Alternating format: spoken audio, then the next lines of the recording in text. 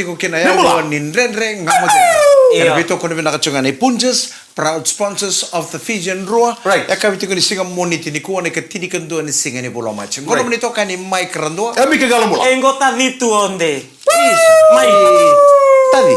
Osanga yang bola binak? Au bola binak kay santo kana nunggu mau. Pinabalik mo na bibalo mataki.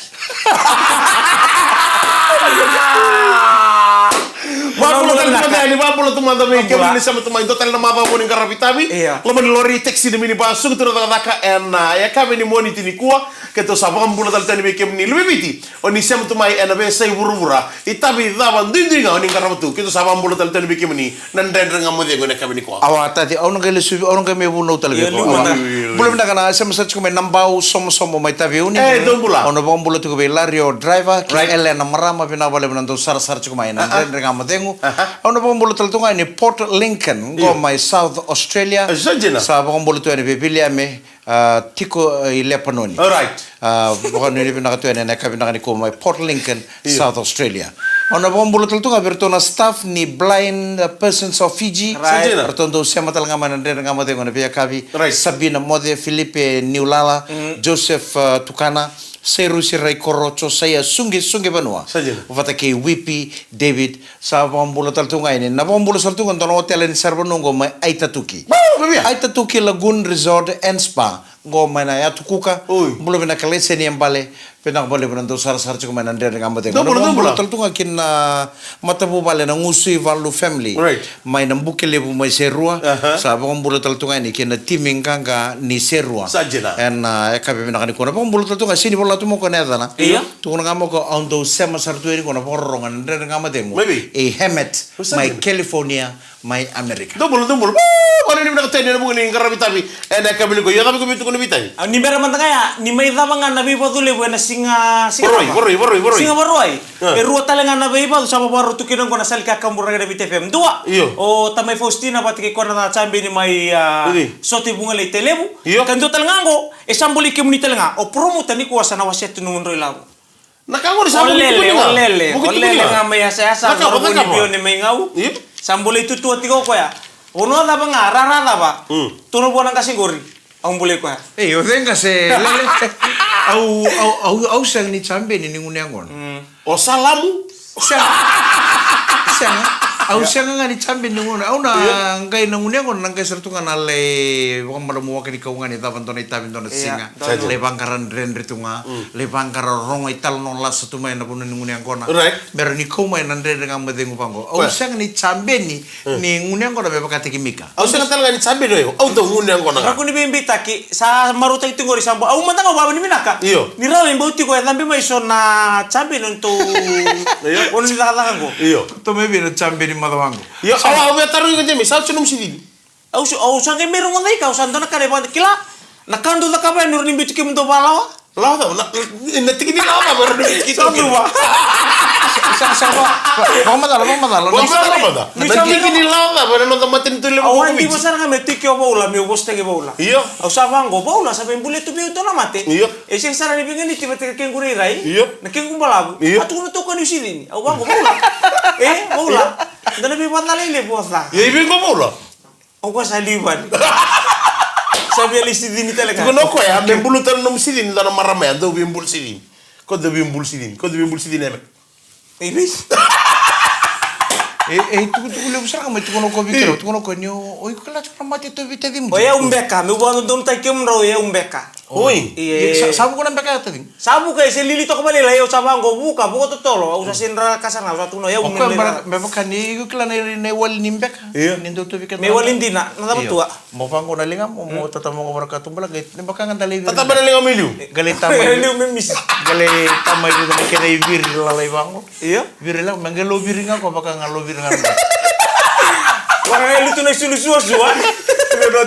Sabu ka nambeka yo nambeka no sabu ka sale rotel dono uno sale sidi iya ita digo au na betu kuna kila na tobi mate o kwen endo vi bobul de ki na kalole ben bolu endo vi bobul de ko mona rede chuki na no me la lako do tobi kanta ki na tobi mate men do rede dike vi kanta listal ko sa tu kuna chuki reu di sa tu kuna au chuma mani sa sidini o beka o sa Rona matilele ko sa to bita di ko na Tamani.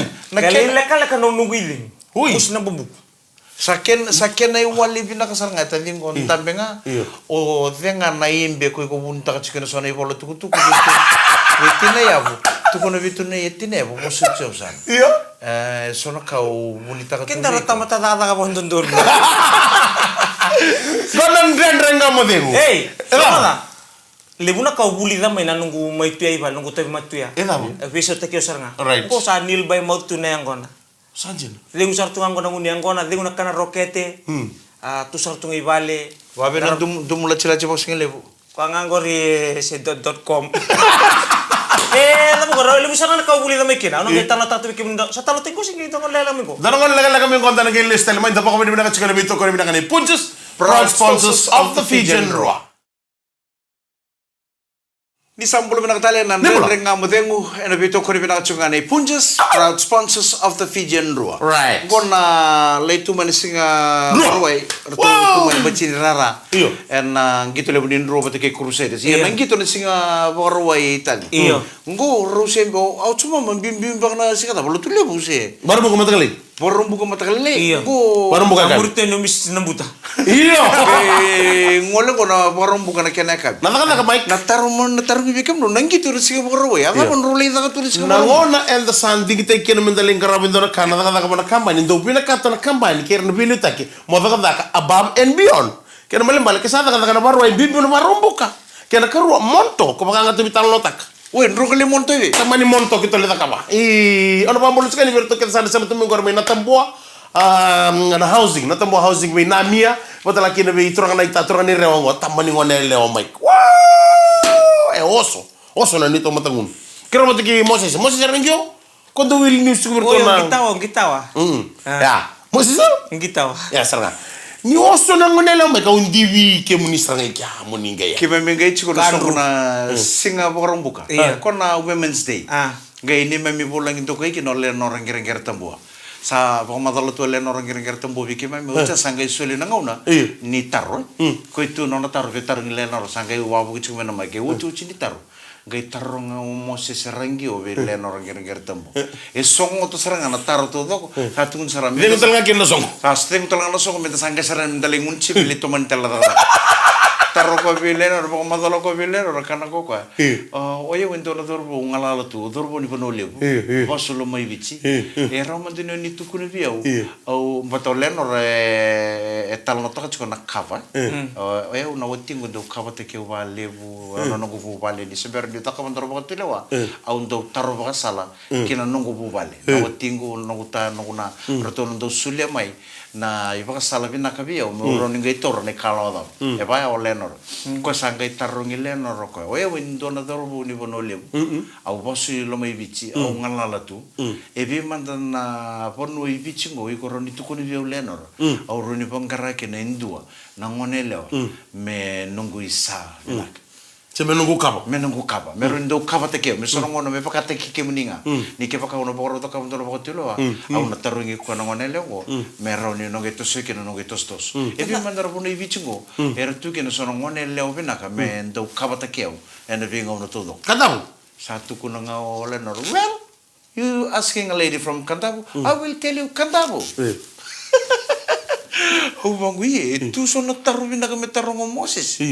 E mbuni buli me be na level da ni buli me ke me ngira ni pakoto kai mendo me duru me na politik me buba e taro sa to ko e vina ponu e tenga na ponu nda bitukine e vina ponu i vichingo e tukine wer na ngone le to ko me rawo ni ndua me ndo nungu kapa bina kana bisi Aleng sare ke na mo bitan ma sa mani kang ole no well of course you are asking a lady from Kantabu I will tell you Kantabu benetar to maram ni Kantabu to do tay norto mbulo bukan dir lolo morto raw ni rakam te kanda nabi sangata ni mbol yo to talongon lo ni Kantabu ngandam to mangoi liwango satia sangang man itu kuno ko Moses biko iya una ngango sa ni tu kuno mangori Kantabu yendo tangan ngon le ni Kantabu ndambi to ngangori liu ngangori matam au sa bo sa chukua gali butal chukuno no va finci gitu sama ni chilo marmen tapi tan ya ko gali tar mata limbul Erto gali lama motor to na singa amay nararali mo na chechel pak oh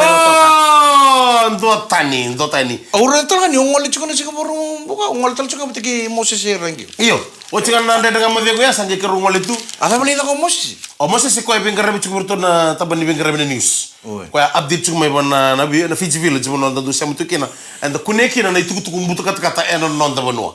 Na ngune ngona kiru ga ngale o chident nga mode ngo kiru mutu aso bu kiru ngune ngona tia me da basana ni sala ida na matakililay. Eta bunduli ngune ngona senduli taka. Monto mai ko nga gutukuna ni sa kila doten na crowd doten na banwa. Doten ni saranga na Sangka kali ndilo menirara. Oh, matakililay. Talo mai. Oh, wabimbi. Esa saranga bondo na dimbi, kono no to dimbi. Au sake mere na kai na no itu ko na coach bo ni tim ni Crusaders tu kono ko ndo tani na kata na heat wave la ko tu no lo manira na Churchill Park pa ko saran no to sini perform na na dorbo Sang.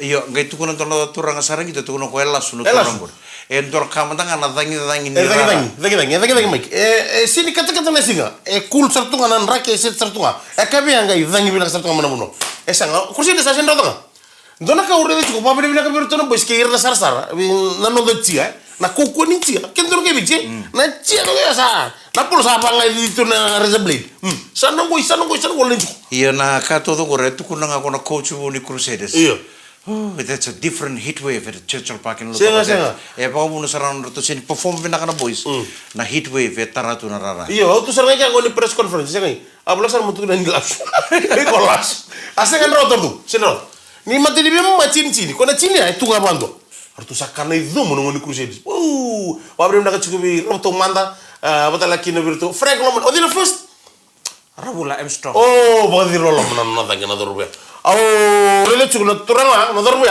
narani ndona first wabe ko chuko dorbe ko ni mate ke richi mo ngana dorbe Iyor tu nona nephew no cousin. cousin nephews ya sa ochi nang gitu mate na tim ni Crusaders magongo rono soto mate na tim ni Chiefs right nang gitu pa kana baga chuko mai Hamilton Imata ni ngauna me andru ka bitara kina tulu na nono ngito bitara bina matim ni Crusaders yang bagitin ka dia sobul kono right anga me andru ka talingo ena ngito sautingo matai be Chiefs kan karubi wartas badin ru talingo benru karu talanga ninga no men dapo kina na tim ni Crusaders na no gitu na super rugby na no bono em bagi sawoti ruka ben ruwa na rara batanga em bagi talango badin ruka talanga tim ni Crusaders ruka talanga bagi mo sino madala tu na tukuno coach heat wave Nandere ka mate ngono bito ko rin nakatsunga ni Punjas proud sponsors of the Fijian Rua sa ko ni nakatwa ni bikem do na dorbo ni Rua right na ngol kini Sulandia na madongo na sota bata kina team ni Chiefs Ni sambulo bina tale na nandere nga mate ngono bito ko rin nakatsunga ni Punjas proud sponsors of the Fijian Rua right ni sambulo bina katala nga porong chuma na nomni Richo na VTFM 92.2 FM right ponto chuma na minibus ponto chuma na basi se ponto chuma na taxi sa su chuma na taka mo sangay chuki pale sa pambulo tu ni ko nandere nga mate ko na pambulo tala bando na tabalingo asena da taka kono mo ko tabalingo ando su kono job na ka bendo ponto tu na basi ando rongo di kem do besu mo na te kem mi tu mai en nandere nga mate ngai bo pambulo tu mai bio bulo na ka tabalingo asena da taka ponto chuma na basi sa rongo tu mai pale se venga na sanga tagore ombati upa iru tu kina au sa pambulo tu ni nandere nga mate ngo en kabini singa moni tini ko ne ketini ko ni singa ni pulo match iyo le bona buli to ko chuko gengor ni buli to bonon te mati na dama so Dua. Bebutu ni O kenda na turanga tam dona kana wa choko tu weekend na do bia wango lengu niango na robosa na watinda ndaka kuni se tu longango lengu niango na ngali sumaye ndaka ndenga sona matangali boya nda do bawa le taka tu nango na me kini bi una lenga au sa tumi bale au sa bandita ka lo gondo na lengu balabu ko na nungu lengu na nguniango lengu balabu na nguniango na lengu talang kana rokete lengu na tisa rokete Kila na mate bude tadi ko na mate bude ro tukun sarango bonton ko na mate bude ya pakata kila chiko na nduka ichiko senga nakata senga borong ni unang gasibi sarata kon do tukuno nukuta na poseni gasi edalenda dina ni kam right iko na rongo chungo ko na tukun chungo ni ulo so lengale re mo malo do na ko ko na poseni gasi kandino na rongo chungo no bango na no ni dala selas ona gele re malo na kenandia no ko na mate bude kede e to weekend ai pagareta ka tiko na nduka e chuko iketem ya Kena bala nguniang ko na siya tam. Nangunang kona na kanito sa nakakana wai Ni ko to kana mabitali. Lebo nakakana da kanito. Kali ko na ndutan. Lebo nakakana da kanito. Enda sa kila ni ratu kina sa naka bondom bula ro ni babu na to mate weekend. Ningo na sa to biku ken ro mate bude. Ya mo kila sa ratu mo na kanang duka etiko iketim. Okay sabi na kato chikon ro no me debutan me kinetu. Do to weekend kina na mate bude. Ya sara mo ko to weekend. Usapan di ta kasar ngayon logo ya usapan ko ken na turang ang tutun nang ko mitang karon ng bulo. Sali tu sartu nung pakasa may liwe. Kyo naman ni may leng kasi naman ni ado be ndonaka. Lagi ta kitchen. Ono numir to nang ole. Iya. Matabang ko pakasa makke pakasa naman ni ado be ndonaka. Ken nang ko na itataw nga ya mitang karon ng bula. Ndaba ko koyango. Dalang kata nang takan ni bitolo manda. Kadi karotal nga mitang nang tuba nang ndai tuba. Enabi ang bakki may muri. Right. Boleh tanggo. Nangono sa kini biu na lenga gue bangor sali laka nung pili usah ko sa. Sama ko. Biu bato tolo usah baru tiko ko. Lemuria. Uy, demur cuy. O demur. Atawan rapa. Samdona ka mendo mendo me demur el don temat. Iya, usah lemuria. Ay usah pambau ta ya. Ko yang apa katiko ke demur tel tel. Abang ko bangalala sin numbo nuang ko dio ko mabala tele tiko nungu dingu. Gitu giro ngomo sa ro mendo don mulli mo ko dilngam. Awamu monro ka no muto. Ate murecho kono te boro chuko. Bangalala mimbi utani. Samber chuko nungu chuko ngo mo wili me chuko ke. Sampai menikiro tu me usah bango ya longui songe baka sama tati ko. Ke baka? Au sentu ni me uli we. Kai mania ndona ka. Kesa na ba kena bawa tita lo tini abu na taru mo na taronga. Na tangan ni na bawa tita ko tini abu. Kena lo manir tu. Kudle kata benar kan? Iyo. Tar kau reila. Kena lo manir tu lo bego. E bina kata biau. Mumbi te sona kau tali ta kan bawa pun biu na lenga. Iyo. Be umbule bina ka mungkara bina ki nonggo bubale. Right. Mena nonggo mi karus tu ndona kasar ngongan re tini bisi. Kudle kata kan mulanga ka. Lenga kata kan mumbula tarwa. Kudle kata kan tu Kudle kata ko to. O to kamu santam bitung ko. Iyo mela mi lagi tolo. Kucing bilang lagi tak, kemana sana mani liu to tolo tedingku, kemana satu go to kamu nanggalin to lebih begitu ya. Kau lebih begitu nang tunggu nabi abu. Belum serkan teman raya menurut cuci. Tunggu nganton kasih ya. Ni osangone ngone chiko na no chiko ko ngone ngone soko ko mbilo sisi na imbaleta ni sege ba wachinga bo mabal chiko ni sege ba wachinga ni na numir to chiko na albe mini watike no chimuni ke kava ni ngeni matikoso ni lenga koso ni se tubida ko no mbula oni sa tu mai dake oni sa reso mutu mai nindo sa frente ka tal tu no mose Nunggu di kesar ribu gue ikut tuh friend tak memori. Oke, sa friend tak beli. Oke, sangat mau ngalamin itu, pak. Gertu tuh yang nulis dah. Entah boleh nikiri. Nah, soalnya apa? Nunggu bola-bola tak? Aku kan tuh taruh mati gue ya. Iya. Oh sih kayak, soalnya gue nonton lagi soalnya taruh, bakal sama tak serang. Kan jenindan mati, tidak salah kau lagi serang. Iya, enak karena kayak demi kayak. Sangat nindo bikin tuh keselis mikir. Kau tuh bitar rusak nggak ya? Intan mati salili itu minta bekas sama kur lakon untuk mukil sumai pernah ratuika. Iya. Oh sih salili sumai kai, sih tapi inta. Pemadal mata kira tua. Sekarang nana pemadal long kasih ya, nasa ada tuh menembuk kau agak nabukan nomai pola-pola tapi pura-pura. Nana tuh cukup nabi cina, nana kau ikia. Ortu sana tumbul lagi kucing bango. Osare di nomor tuh nani santo tal satu buat kiko. Nada apa tak? Kau nggak biar dia itu buat demis. Lai bau soalnya bukan nangkal lah. Kanila mati dili ustali mela mulai mati.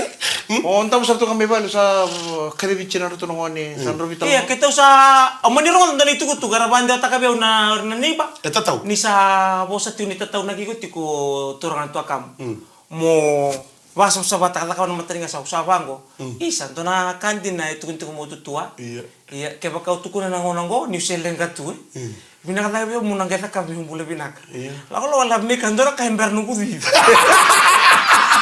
Sakai. Nabi bang sama tak, nabi bang sama iya tak. Iya boleh binaka. Nabi bang sama tak kita ni konom na tu matukin na. Oke tak. Nanti Allah sarang ni bilomani. Kamu harus ini bidun rubi nangon ni bang sama tak. Iya, kayak makan nabi bang sama tak itu ada tumbuh kena dundu.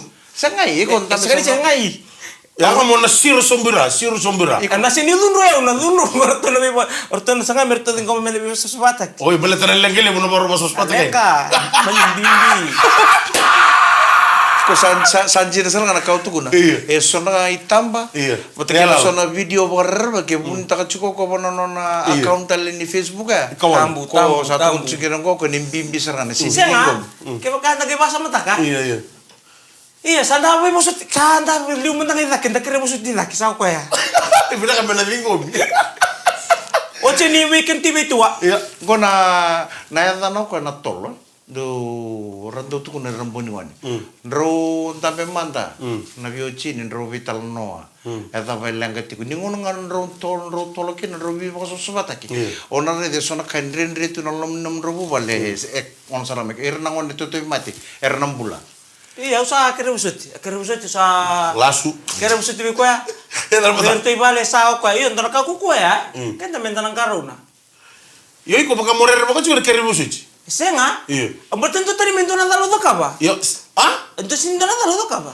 Tuh, buru kata mana? Iya. Nata mau muni taka tiko tadi. Turang kira marama nandren rengamu demo. Ana bito kuri bana kacungane Punches, Proud sponsors of the Fijian Roa. Ni sambulo binang tali nandren rengamu demo. Ana bito kuri bana kacungane Punches, proud sponsors of the Fijian Roa. Right. Iya, na panin mina tal tuwa bikim na siapa to mengor may na dom A2F. Iyo. May na minimum bikim ni kesar na bekanda ni durti na bebono ni bebanda donutaki. Dono binaka. Abang bibital nga ber na ubis ke sar na bebono ni bebanda donutaki. Dobol mina may na tambua, korbo, may namboro, may lebuka, batu rekuka, may lambasa.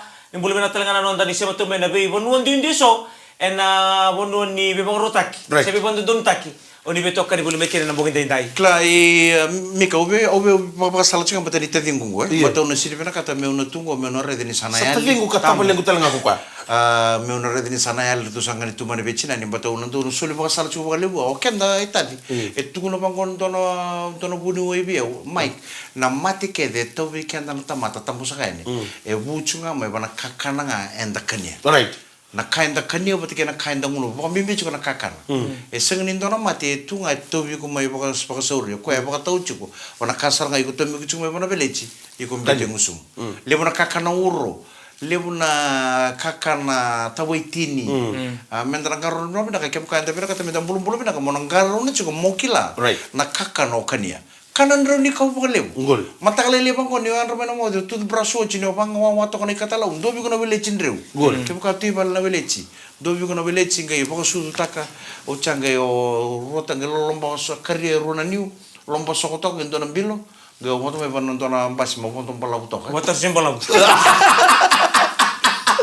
iyo mondo garan cuma beda kana kakana iko kania cuma Alright. kuni de sangai bango bono songo de sare de na uro ni niu bono palusami na huaka de sale kono Yo kemuni ndu kana bok. sangai ngore tambusara una kakana ngore sindukane ngore na cunga orto na kenra tu mena koro kita utang budi kena na kangor mikael au na kengo ngai au na ika Oh iya. Tu nanu mendo kani tu singa. sangai itu kena na kakana Tu na bitam buki. Kalau singa kita ni job ngoi na stadium ngai rango. Iya. O ko pati yoru ro bitam buki pati na kakanango. pati mani rewa Ayo pati matai. Oce sa la mo pati. Kira sa mindur tini mata ni katumba. Apa ngore au sare de ten neika ika tabutte ke bina kasar tunga baka barasa tomata tabioka au sa bango au sa maleka ni kona ika to ngore ke kona kaire ondur cuma kona tero ni to someke ya sangai pasi maya tu tantu ikana buaka. Abang amengo pati relang ko nungu durtike. O tu na sige bondore indar meke. Sangai tungo ka toso. Angai kerolo baya sangai la moto sige ngali kana apa?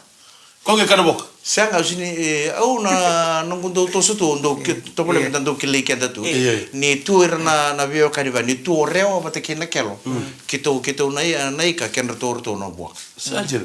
Ciku mantang kami lo meni koromena koror to ngoro tabole ngo basici yo ken to no buak ken naika Sajir. sanda tu bangora bono ni songo Kinta ciku kako no ngai no dubo tu kan Iya. ono ngai rental to na ko ken ni sawa ken ndo manduale iko ni tu bango bere yaki oke sakila na crowd kanya ngana kain ndo ngamo kani O sarabai batu? oh Ano Anthony berapa? Joshua au sang ngaji kumu au le om tak baka bida bango ni tu sky mai vale usa dulu virtu no ngoni ni tu sarabu chukuna lo ba India don tak man don biba de tak chuko besara Heavyweight. sini tak mai bona TV na Kalau ngata nasi boro ini usar-sar to na page ni eto ni suraki. Iyo. O koya ke poko sasar-sar ki nakakuni setaka. Nangono ngo setaka ki ne blok take ko ya. batu ya. Ke misar-sar tu kino ucia so. O message taki ko itadingo. O misar ako juga na bibado Anthony Joshua taki Francis. Pasal minggu ka. O pasal minggu ko na TV da be barte chikin. Bertu na Fiji One se pana sky tu na ko sanga. La ko pana page ni Anthony Suraki. Au la ko ni pana page ni Anthony Suraki. Sa post taki tu na video. Sa comment sa lang itu ka. Sa post taki tal dunduang anang ngonem ba ka sar-sara ni ka ngai siata. Como bunda que no stop tag. Sambura tu na sara-sara. Libutan la ka ba ka. Right. Wono tali kena si arto ba mamba tuika. Au sama ni bango sanga mo uto tau komen ni lo mea mo mention tang na ni mera ni redo kon notification. Mera ni dia mai. Ucia me uti no itu ni suraki. Au me wele tali tu ni bi Rusia telali. Kona buli attention. Na page ni itu ni suraki. Attention. Ucia ulus tele me kinda dala ni ulawan ni bango ni ontu na albetisue. So ke misal satu kira me ni uti. Albertus yang ngantuk gitu? Iyo. Saja. Sila kita toko na TV. Ano to TV may sebentar may barang siyempre ka? Dona ipodu tu bula ko Anthony Joshua bi dina di turun? Francis. Francis ngano. Wait. Apa kana lambat? Saka imbata ni ndando musule bujugo. Iyo. Ko mo musule betul tu mali sembar na ko press conference. Ko kana lebu sarang ni kabo ko tukuno chiko ko tukuno ko ni na banking gidi Anthony Joshua. Anang gaira de keno ko na tabantin na pipadu. Ko tukuno sarang ni knockout. Knockout Anthony Joshua. Knockout baru mate ya ura. Tolu. Auri tu ni knockout mata mani mate ni mabo kinta bera. Tu da kita rubi padu boy knockout lagi ni karu ni mabo ki. Nonanda boko na mate ni wabo ki nonanda wira. Itu dege mo rede ko nindi. Inde confident. No tu dege mai. Rumbi tali. Karu ni wabo ki. Wale ngani tikira tige busule tali bi ko ndana mata wo Joshua. Ndambe amba dinde ngai mai sasin inde da kenalingana. Sandinga bangoira. Nona lantinga na mata ni kalau mba ditungo Joshua pa natal bi ko na mata. Boy. Ngai ndua ya. Udah musara ndana ramusunan turun nang goni kalau bimuri. Sekur dulu, sekur. Kalau bimur nang ngomong kok kinda dalir tu sawar ko mitu dak sa taro serangan na bibodong ko. Refri. Saran refri ni sa pakai. Abang ko seroka emergency oxygen. Ambil serangan oxygen ngusun. Woi, apa serangan oxygen ngusun? Oxygen tua. Iya, meber kata nabi bodo andona kana nunggu mau trabaho ni na bale boy Joseph Paka. Iyo. Ni baka ni dedembu itu nan roti ni wasa Pasifika. Eno na kaut kenda tu ni bura-bura to gapo. Nana may bandu kana chambe ni mata timi mai China. Turang ali ali mina talaga turang ya. Entu sarang mata tim to ko bondo ko pa. Cing. Oi. Dai bodo ko tu bula ko Joshua. Kok samta ka mi fi pikan tabango. Right. Wada mo me libu tu bi ko ne ngor. Mo mata tu mena pa se lim na ko mata kale le so to mo dari padu ba. Tong gusim-gusim kana kana. Ko esa zomba. Nga urede bi Joshua na kila bila kana bi bod. Na wili kana na stepping. Wata na tos chukeni. Jam. Iya, ni may tama na bibodo ya. Iya. Ndabo tu bati kena oxygen ya. Ndabo watu tuno na miliyon ni. Rusa bulla miliyon ngai bo. 500 miliyon ngai bi Anthony Joshua. Mo ye. Ni labo tu bir may so de Arabia. Ya, yakin kan mo ngana mata ni wabo rusa bulla miliyon nga. Mo sapati ko ngana kasi ni toko ko bangkaro no sulne san. Ko nge mo ko me bangkara ta suba. Ngai waren to na ta ke kunia. Waro bon sartu ngau ko mana kile ni basi ko misali stel no sur me ngai no to kor. Ngai redo ko na posta ni kambi wabo gitu bona baste go su. Sento na bibadu. Ro bibadu ki no lewe ni wanga. Na chambe ni bichi bote ke na chambe ni le Australia. Reda nga ko tur ko. Au sarra mo dar bibadu ko mele raun ko tal no na ko. Ngol sarra no ko na gymnasium makau ngango su. Ndam choko me bokaro sarra bibadu. Sa kalau ko santo don meti ko ke na bibadu. Sembarang ani ruta utu na boxes. Sa kadiba ki sarra na ringi. Turanga ke na mrama. Sa kere tiko na song ni bibadu ibici. Ke pakai dua talanga sara tu na ka binaka ni ko tangane ka kilana gitu ngona bibadu. Mai Kere mengol sumanden na changing room. Harito ko na sange bona chejo na bibadu uti na so mitalanga na bibadu.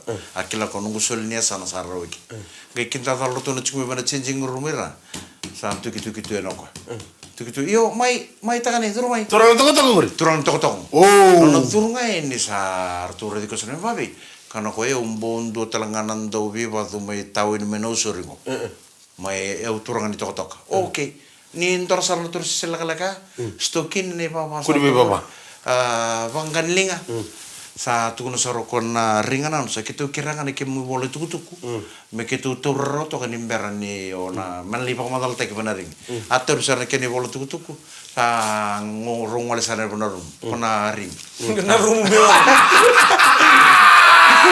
aro ajeb satu sen do sarlo maniring turang akhir marama sakere na namuni bibo so tinin ber bagalele no so tani bibo do nambo ni ko eno bukunga nona bagan daron ber mai na chambe de Australia no bukuni doro tawi matelebu tare kwa iyo esang ni tiko wale de so ni bibo de vici mena pangara indo talanga tangane kai susomi kene susomi bero no bibo do ke leweni wanga me to so ngana program na mbogi na ko da bo bibi naka ni sa tiko na sana maui na chambe ni nondo banua o leweni wanga Kishore Kumar me ududulu o lewe ni wanga sa madal tak saro lewe ni wanga nona Bibo do vida katudo krama so sar ye turanga ker marama dana rede talanga na sani matau sa chiku talanga keren dola tangani ke vici kasambole na mbong ni ko me sosomi take kona chamberi me Australia me rona biba do bata ke lewe ni wanga turanga ker marama do mandana da baka so legu ve madiu